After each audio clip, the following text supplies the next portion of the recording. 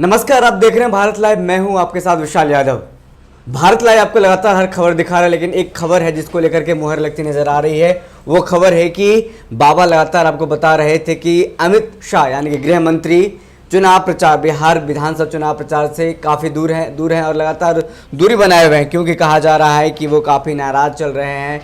क्योंकि जिस तरह से घटनाक्रम चल रहा था कि एनडीए से चिराग पासवान बाहर हो गए और वो नहीं चाहते थे कि अमित शाह नहीं चाहते थे कि एनडीए से चिराग पासवान बाहर हो।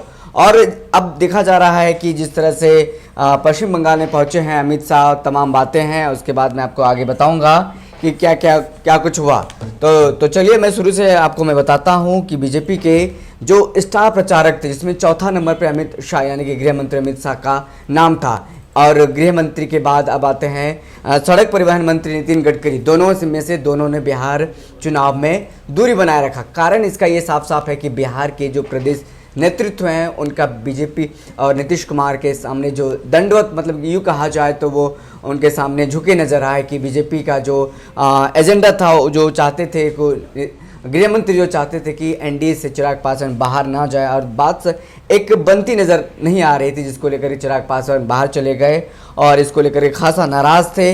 अब एक और बात सामने आई है कि ये जो बाहर होने का जो कारण दिया गया था अमित शाह का, उन्होंने कहा था कि बीमारी के कारण कुछ समस्या के कारण वो बाहर हैं। लेकिन अब बिहार विधानसभा का तीसरे चरण का चुनाव का प्रचार प्रसार थम गया है। कल यानी कि 7 नवंबर को चुनाव होना है, जिसके बाद से अब एक दिन बचा है मात्र चुनाव में। और बीजेपी के जो गृह मंत्री, मतलब बीजेपी के जो पूर्व राष्ट्रीय अध्यक्ष हैं और अभी के जो गृह मंत्री हैं अमित शाह पश्चिम बंगाल पहुंचे हैं। वो हुंकार वहां से भर रहे हैं ममता बनर्जी के गढ़ में। यूँ कहा जाए कि आज एक दिन पहले अमित शाह का तबीयत ठीक हो गया है।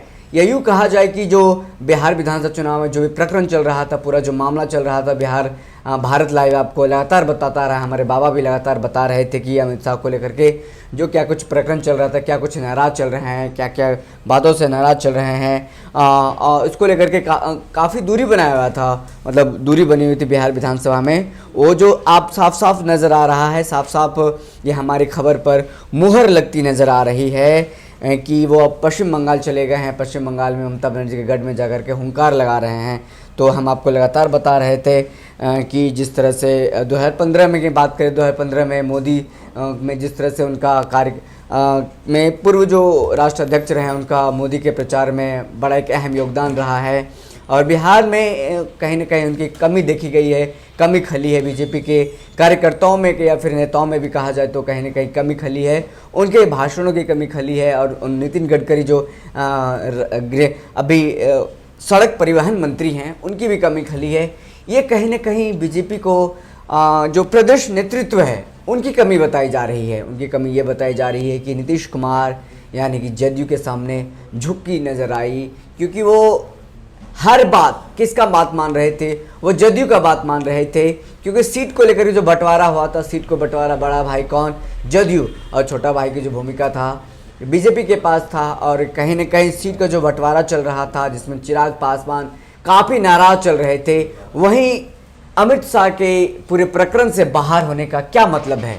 मतलब ये साफ है कि बिहार में पूरा नीतीश कुमार पे छोड़ दिया गया था। बिहार में जो बिहार विधानसभा चुनाव था पूरा नीतीश कुमार पे छोड़ दिया गया था। एनडीए के जो मुखिया कहे जा रहे थे, बीजेपी के चाणक्य नहीं थे, यानी कि नीतीश कुमार पर ही सारा दारोमदार था। उनके आगे ही सारा सब कुछ, बीजेपी के तमाम नेता उनके बात मानते थे, तमाम नेता उनके बात को सुनते थे। और क्या कुछ रहा प्रकरण मैंने आपको बताया। तो अब मैं चाहूँगा कि अगली खबर के साथ आपसे फिर मिलूँ और आपसे मैं बात करूँ।